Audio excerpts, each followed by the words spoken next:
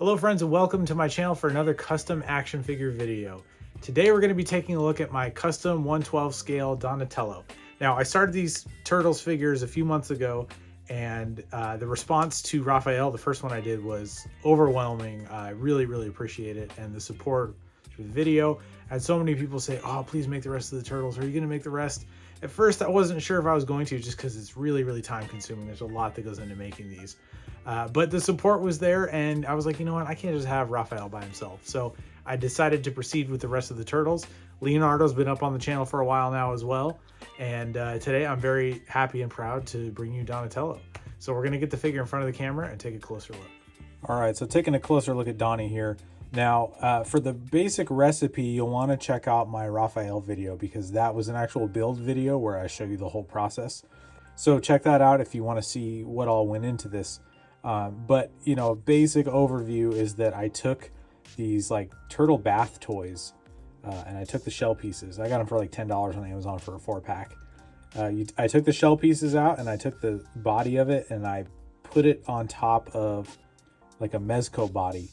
The arms and legs are a Hasbro Pulse Power Rangers Pudgy Pig, and then I use like a green spandex set over it, and then I paint it with leather paint to give it kind of a leathery skin texture, and then I paint all the texture scales and stuff on there.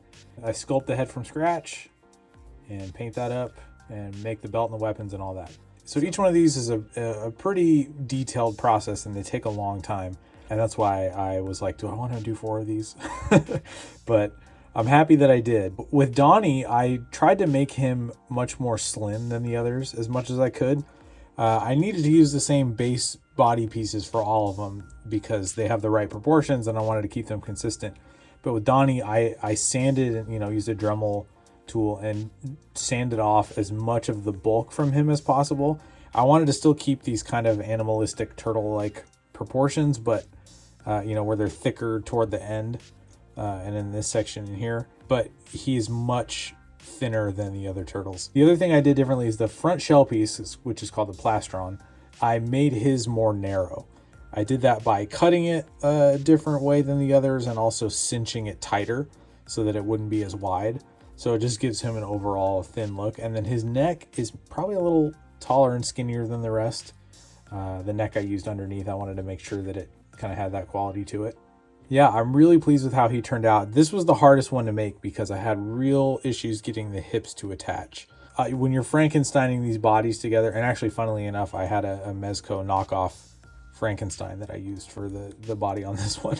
But when you're Frankensteining these pieces together, you know, they don't always fit, so you really got to make them fit. And this hip kept wanting to pop out even after I thought it was done. So but yeah, I got them all put together and really happy with how he turned out.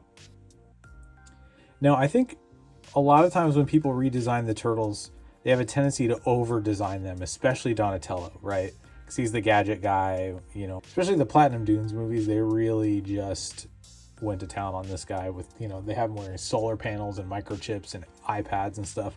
I wasn't about to do all that. And I knew I didn't want to give him glasses specifically, but I wanted to have some kind of thing to set him off differently.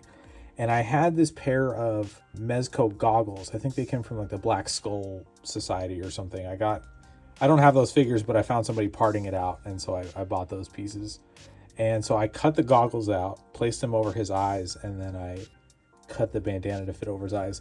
I wish that, you know, they're cast in this like a translucent gold type of look. I wish that they were just straight up clear, but you can still see his eyes through them. So, you know, I might switch them out one day if I can find a good alternative, but yeah, I'm happy with how this looks. And it sets him apart a little bit from the other turtles in that way, which is cool. The buckle here, I used some jewelry wire, like a thin gauge jewelry wire, and just bent it into shape and made that to attach to the pleather. And then these little rivets are just chrome paint that I've made little dots with to make it look like they snap on. And on the back here, I made this kind of sleeve pouch thing. I did the same thing with the rivets. And then the bow staff is just a wooden dowel. And then I painted it and hit it with some glossy clear coat to give it that lacquered wood look. And then this is just brown thread. I used some double-sided tape in this section, and then I just wound thread over it to give it that corded look. And then this just slides in here like this, and friction holds it in there. Yeah, it works pretty good. The bandana I made out of a purple bodysuit I got from Seaford Charles on eBay. He makes really great action figure bodysuits, so check him out. You know, it's important to have kind of a spandex material, I learned as I was doing this, because you have to have it stretch over their head. I tried using like regular cotton fabric and it did not do the trick, so I had to get creative with that. I hand paint all of this stuff. I use like a clear varnish and a clear spray paint on these to give it like kind of the turtle shell texture. But yeah, all the patterning is hand painted. Like I said, very, very time consuming. The wraps are just like an old bandana that I had that was kind of a cream color, and then I dirty it up with washes. Now it's probably getting blown out, but as my buddy Jonathan, who's a videographer, taught me, if you bring in something white, it really will kick the contrast back up, and you can see just how like dingy I made these things. So they look kind of blown out when they don't have that to set it off, but yeah, they're dirty. I had a lot of people go, oh, you should have weathered those. They're weathered, trust me. So, and just really happy. You know, I know Donnie is a lot of people's favorite turtle. I really genuinely love them all, but each time I worked on one of these, I was like, I think he's my favorite. So this is a really fun project. Now, articulation wise, these guys are somewhat limited just because of the, you know, the recipe, the stuff that goes into them. Like the Pudgy Pig arms and legs don't do a lot. They have a full range to go up and down here, and they have a bit of swivel like that. So I can do that. They have some swivel here, but again, they're hindered by the fabric. But I didn't want to see like seams. I wanted these to look as kind of natural as possible. And you do have a bit of the texture from the fabric, but at the same time, it kind of lends itself to the scale texture. So the elbows do bend a little bit, not a ton. I get probably about 90 out of them, maybe a little further than this, but not much. And then the wrists have full swivel.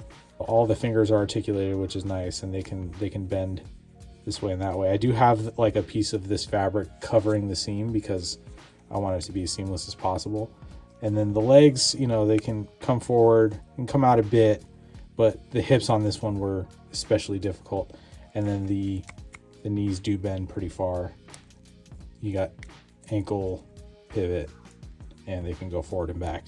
I'm not going to get too far into it because then I end up messing up some of the stuff. But you know, these are it's a tightrope you walk because I wanted a very specific aesthetic, and I was less concerned with articulation.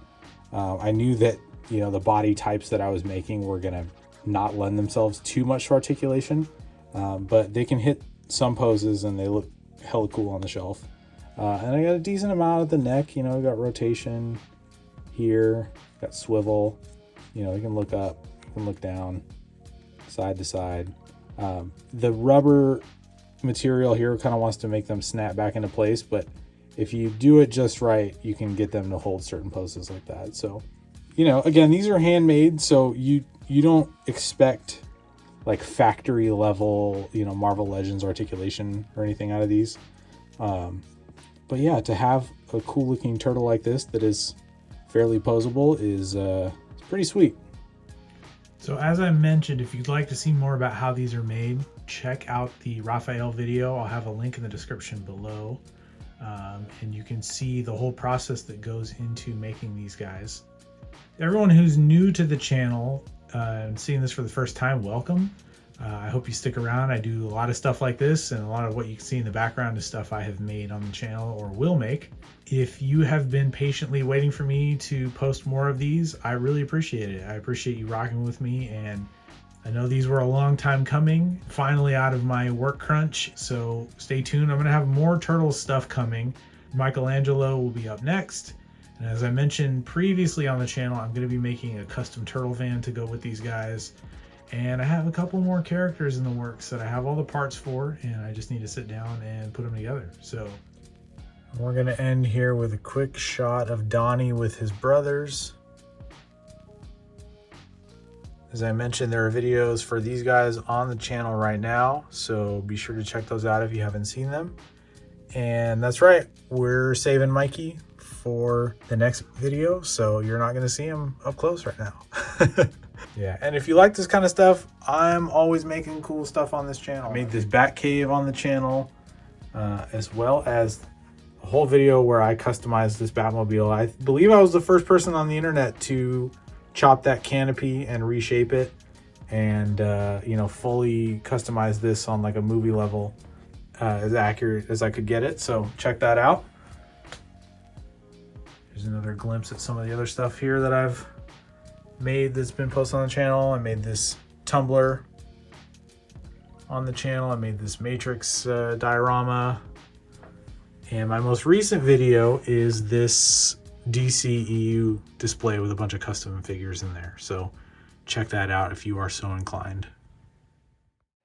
Now, as we look at a few closing shots of Donnie, I just want to take this opportunity to remind everybody that this is my own personal interpretation of this character and of the turtles. Everybody has their own opinion and their own preferences as to what they look like, how they're designed and whatnot, and this is mine that I'm sharing with you. You're absolutely entitled to your preferences, and I encourage you to make yours if that's what you're into. But just keep in mind that this is something that I handmade for myself, for my own shelves.